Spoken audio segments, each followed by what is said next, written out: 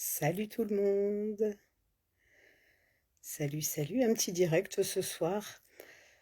Alors pour tout vous dire, en fait, il était prévu normalement demain matin. Je m'étais dit, je le ferai demain matin. Ça donne un peu la pêche le matin. Et puis au final, j'ai pas pu attendre. Je me suis dit non, ça va être ce soir. Et puis en même temps, demain matin, ça sera différent. Donc voilà. Donc en fait, c'est ce soir. Et c'était pour vous parler notamment de faire ce que l'on veut de sa vie. Salut Sandra. Ah ben, je vois qu'il y en a plusieurs qui sont arrivés en même temps. Salut tout le monde, ça fait plaisir de vous voir ce soir. Et en même temps, je pense que c'est une heure où on est peut-être un peu plus dispo. Salut Valentine. Donc le thème, je disais, c'était fais ce que tu veux de ta vie et non pas celle que tu attends, que les autres peuvent attendre de toi. Salut Alexia, ça fait plaisir de te voir. Enfin, de te voir, de te savoir là, parce que je te vois pas. Tout ça pour vous dire. En fait, faire ce que l'on veut de sa vie et pas la faire en fonction de ce que les autres peuvent attendre de nous. Bien souvent, en fait, on crée notre vie en fonction du regard de l'autre. Et ça, c'est vraiment dommage et c'est là où on peut se perdre, en fait, tout simplement.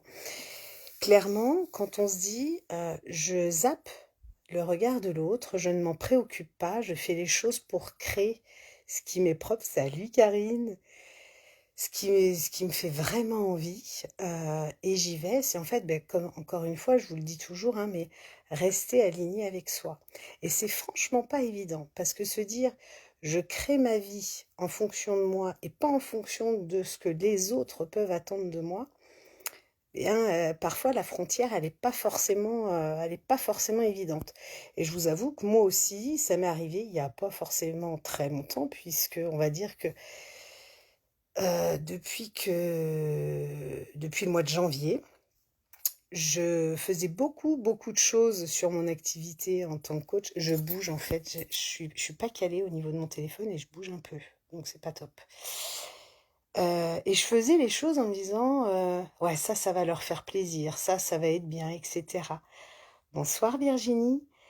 Et au final, je me suis un peu perdue.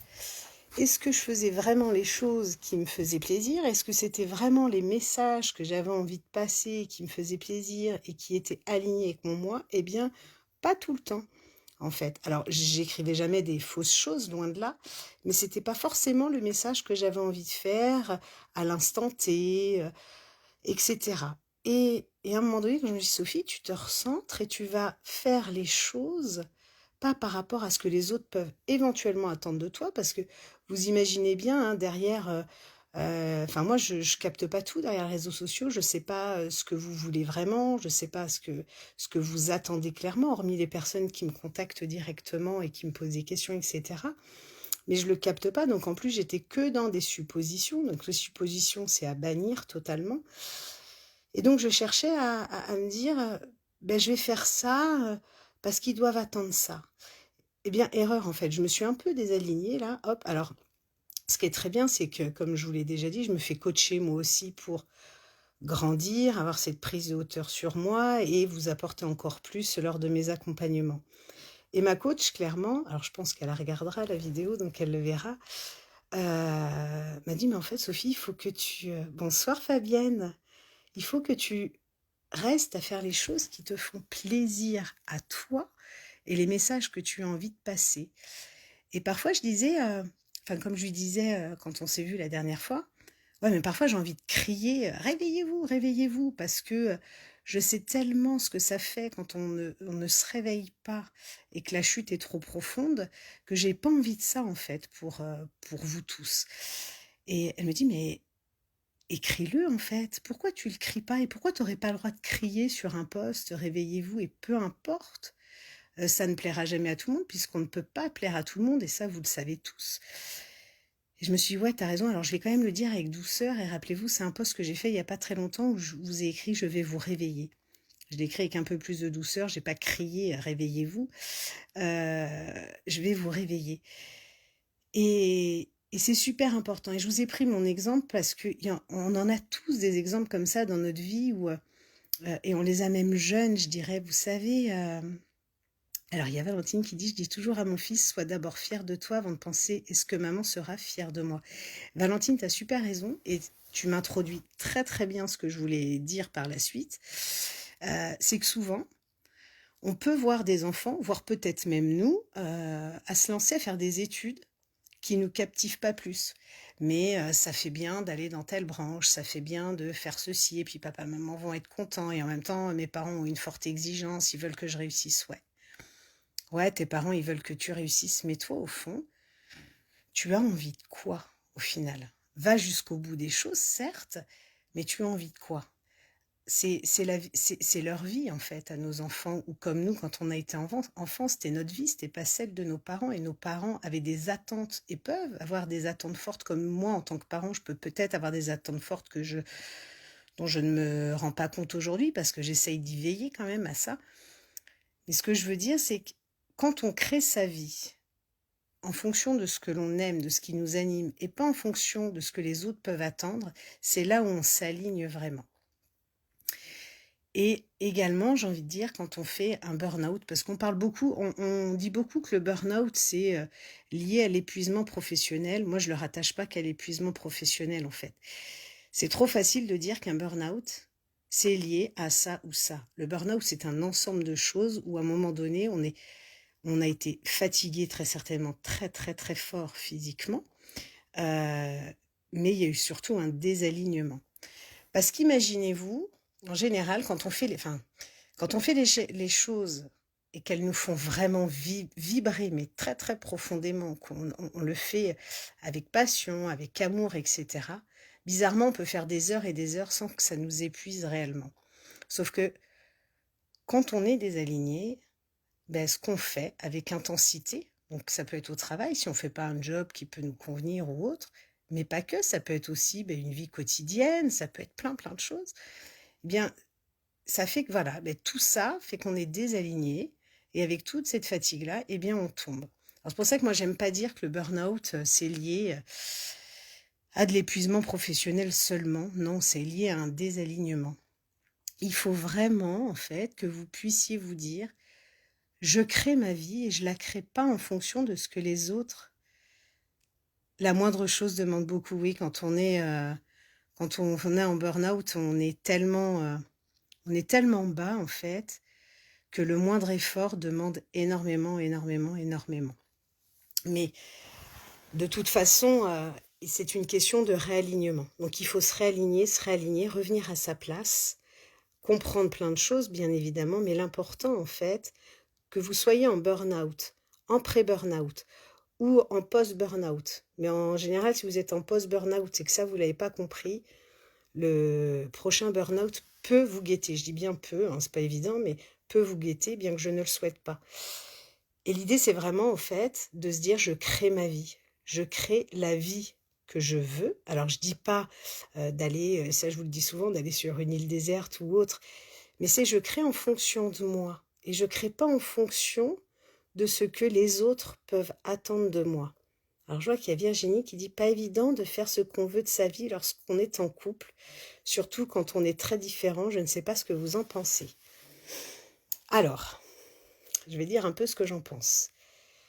On a de toute façon des obligations, que ça soit des obligations en couple, des obligations familiales, des obligations professionnelles.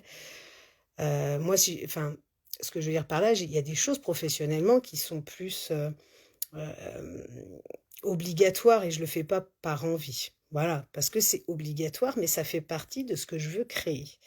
Donc, parfois, on peut avoir des contraintes dans son couple parce que, effectivement, on a peut-être plus cette liberté d'être qu'on pouvait avoir quand on était solo, mais il faut que chacun ait son espace. Et s'il y a trop de différences, il faut jouer de ces différences-là, parce qu'on peut être très différent, mais en même temps tellement complémentaires que c'est juste énorme. Moi, je vais vous prendre mon conjoint. Si vous nous voyez tous les deux, on est fatalement très différents, autant physiquement qu'au niveau des caractères. Mais on a une complémentarité qui fait, puis il y a une complémentarité, une connexion qui est très très forte, où on pense les mêmes choses au même moment, etc. Mais on est très différents et pour autant, on arrive à à faire ce qu'on veut vraiment de notre vie, mais en prenant en compte aussi l'autre. C'est-à-dire que c'est pas parce que moi j'ai décidé de créer ça là, maintenant, tout de suite, que je peux le faire. Parce que ben, mon engagement, c'est de vivre à deux, c'est de vivre en couple, d'être avec des enfants, et que je ne peux pas l'imposer en fait à tout le monde. Donc tout ça, ça se décide vraiment, mais vraiment à deux, et même si vous êtes différents. Après, j'ai envie de dire, attention, il ne faut pas se brimer à cause d'un conjoint ou d'une conjointe. Il faut avoir quand même cette certaine liberté d'être et de faire les choses qui nous captivent. Parce que si vous êtes éteinte tout le long où vous êtes en couple et qu'un jour vous vous réveillez, vous allez dire mais j'ai passé toutes ces années à côté de moi. Donc l'important c'est vraiment de faire avec les deux. Alors, il y a Sandra qui dit, je pense qu'en couple, on se doit de faire des concessions pour faire plaisir à l'autre, mais ne pas s'empêcher d'être qui on est. C'est exactement ça. Il y a forcément des concessions à faire, mais ces concessions, elles se contrebalancent avec ce qui se passe avec notre conjoint. Si c'est que du négatif, ben à un moment donné, effectivement, il faut peut-être se re-questionner. Je bouge trop avec mon téléphone. Se re-questionner sur notre vie, en fait, tout simplement. Après, voilà, je connais pas... Virginie, vraiment la problématique, et je voudrais pas rentrer trop dedans parce que je voudrais pas être à côté, parce qu'il y a tellement de cas, etc. Mais on peut en échanger plus tard si vous le souhaitez. En tout cas, ce qui est important, c'est que votre vie, c'est la vôtre. C'est pas celle des autres. Donc, ne faites pas en fonction de ce qui fait plaisir à l'autre, faites en fonction de ce qui vous fait plaisir.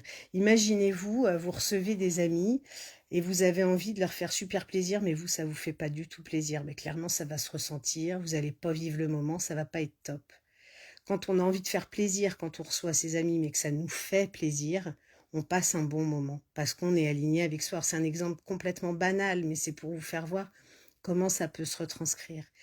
Quand, quand vous voulez pas faire quelque chose, quand vous êtes complètement désaligné de vous-même, que vous vous rendez compte que vous n'êtes pas en train de créer la vie que vous avez envie de créer, eh bien là, il faut vous réajuster. Je ne dis pas que c'est évident, mais pourtant, c'est la voie d'un alignement avec soi-même et c'est la voie vraiment du bien-être. Et, et ça vous donne un tel épanouissement. Et quand je reviens à l'histoire du couple, j'ai envie de dire, parfois on peut avoir des différences, on peut avoir envie de créer une vie qui est complètement différente ou qui peut être plus intense, etc. Je vais vous reprendre mon exemple encore une fois parce que j'aime bien concrétiser. Moi, quand je parle, même dans mes accompagnements, j'aime bien prendre des exemples concrets pour que les gens comprennent bien, pour que vous puissiez bien comprendre. Moi, quand j'ai créé mon activité en plus, parce que je suis déjà coach dans une entreprise, ça m'a demandé énormément de temps, énormément d'investissement, beaucoup. Le week-end, voilà. Maintenant, même également, c'est le soir, hein, j'ai tous mes coachings, etc. J'écris beaucoup, vous voyez, là, je fais un direct, etc. Mon mari me voit tellement, mais vibrer, tellement heureuse, qu'il préfère avoir moins de temps avec moi, mais le temps où il est avec moi, il me sent vraiment bien et épanoui. Il voit que je m'éclate en fait, que j'y prends un plaisir de dingue. Alors, est-ce qu'il vaut pas mieux avoir moins de temps, mais que ça soit qualitatif, que de se dire, ouais, on a un peu plus de temps ensemble, mais en même temps, je passe à côté de ma vie, donc sans le savoir, je suis aigrie, mais je sais pas de quoi au final. Je suis pas bien avec moi. Et pareil, je passe des messages, j'en profite. Pensez à créer votre vie à vous et pas aussi en fonction de ce que vous voulez projeter à vos enfants. Je passe des petits messages parce que je vois de certaines personnes connectées. C'est votre vie. Et vos enfants, en fait, si vous êtes en train de créer quelque chose pour vous, où vous êtes vraiment bien, ils seront juste heureux, en fait. Ils seront juste heureux. Ne cherchez pas à combler certaines choses en pensant que ça peut rendre heureux vos enfants. Créez-la pour vous. Et une fois que vous aurez créé votre propre vie, en fait, ça se répercute tout autour de vous. C'est-à-dire que vos enfants vont se sentir bien, votre conjoint, votre conjointe également. En fait, ça se diffuse. Quand vous créez vraiment votre vie en fonction de vous et pas en fonction de ce que les gens peuvent attendre de vous, vous êtes pleinement aligné et ça a un pouvoir de diffusion, simplement. Voilà. Donc, essayez d'y réfléchir, de vous poser la question, est-ce que ce que je fais aujourd'hui, où j'ai la main dessus, parce qu'il y a des choses sur lesquelles vous n'avez pas la main, est-ce que je le fais vraiment en fonction de ce que je veux créer? Ou est-ce que je le fais par rapport à ce qu'on peut attendre de moi? C'est pareil, vous savez, pour les jobs. Il y a une personne que j'accompagne, qui se reconnaîtra aussi, qui est une ultra travailleuse, très hyperactive dans le travail, etc., mais qui veut aussi être bien paraître, qui fait en fonction de ce que l'on attend d'elle, et alors moins maintenant, et même beaucoup moins, voire plus. Il y a des petits restes encore, mais on le travaille. C'est vraiment de se dire, je fais mon travail que j'aime, en fonction de ce qui me captive. J'ai des attendus managers, des attendus entreprises, j'y réponds, on est bien d'accord. Mais j'arrête de penser tout le temps en disant qu'est-ce qu'on va penser de moi. Et je veux qu'on pense plus que je suis encore une salariée qui est au-dessus de tout, qui progresse très vite, etc. Ouais, est-ce que ça te fait plaisir, ça, d'être sur beaucoup d'activités, de progresser très vite? Est-ce que t'es pas en train de t'épuiser? Est-ce que tu le fais vraiment pour toi ou est-ce que tu le fais en fonction de ce que les autres peuvent attendre de toi? Voilà, en fait, ça se retranscrit dans plein, plein, plein de domaines de votre vie. Donc, essayez toujours de vous dire, est-ce que je le crée pour moi ou est-ce que je le crée par rapport à ce que les autres peuvent attendre de moi, ou alors même par rapport au regard que je vais aller chercher dans l'autre. Voilà, ça c'est super important. Recentrez-vous sur vous, j'arrête pas de le dire, mais c'est vraiment essentiel pour votre bien-être, pour vos avancées. On se réaligne. Chut. Et comme je vous l'ai déjà dit, l'alignement, c'est un travail perpétuel. C'est-à-dire que moi, je suis pas alignée tout le temps. Je suis obligée de me réaligner de temps en temps, mais parce que j'ai des signes que je connais chez moi qui me font dire, là, Sophie, tu es en train de te perdre, tu es en train de passer à côté de certaines choses, et réaligne-toi. Et hop, je me réaligne. Parce qu'on a vite fait de se faire happer par certaines choses dans la vie, par ce que les autres vont penser de moi ou autre. Mais non, hop, on revient, on revient, on revient. C'est super important.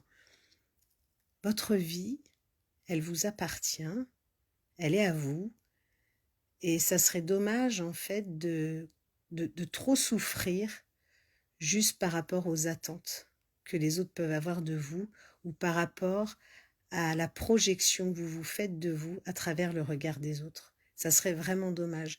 Créez vraiment votre vie en harmonie avec vous-même.